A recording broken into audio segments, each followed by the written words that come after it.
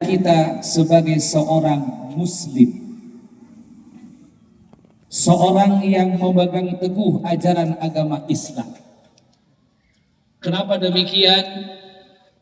Karena para jamaah semua, Allah menegaskan dalam Al-Quran, faqala ta'ala, inna ad-dina 'indallahil Islam.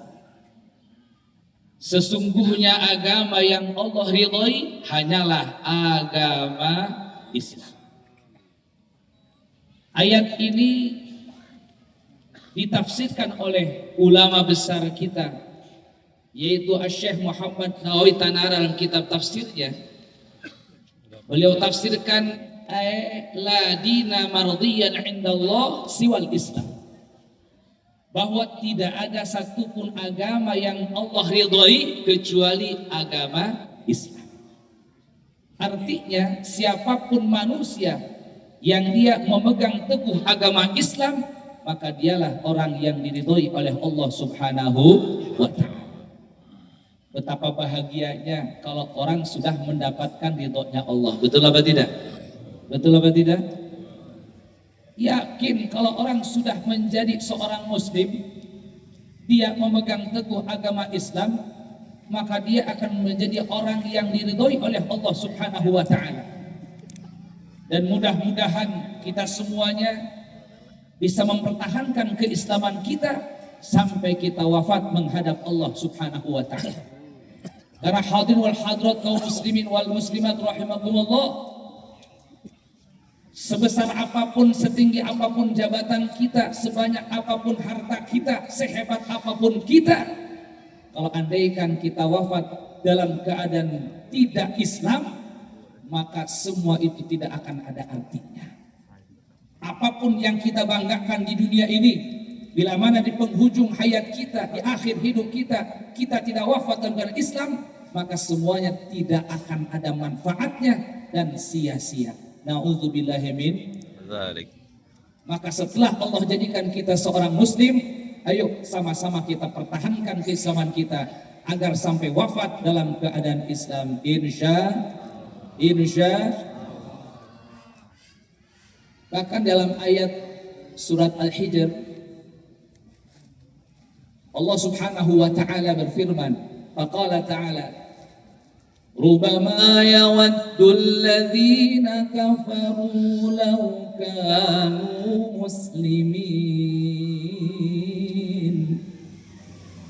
Wallahu a'lam. Rubama yawaddu alladhina kafaru, berulang-ulang orang-orang kafir, orang yang tidak beragama Islam, mereka menginginkan laukanu muslimin, andaikan mereka menjadi seorang muslim. Dalam tafsirnya Syekh Al-Albani tadi menjelaskan, di dalam 4 tempat orang kafir ataupun orang yang bukan Islam, mereka akan menyampaikan penyesalannya karena tidak menjadi seorang muslim ketika di dunia. Yang pertama, ketika wafatnya, ketika Allah mencabut ruhnya orang-orang kafir, di situ Allah memperlihatkan tempat kembalinya orang-orang kafir itu neraka. Disitulah kemudian orang-orang kafir akan mengatakan lau kanu muslimin, andaikan kami dulu jadi orang muslim. Menyesal mereka. Yang kedua, inda iswidadi wujuhihim, ketika orang-orang kafir dirubah wajahnya oleh Allah menjadi sangat hitam. Namun cek orang Pandeglang mah hidungnya alabatan hidung bujur seeng. Terang bujur seeng, Bu? Terang. Ini dia bahasa Sunda, terang. Paham ya? Banyak orang-orang luar ya.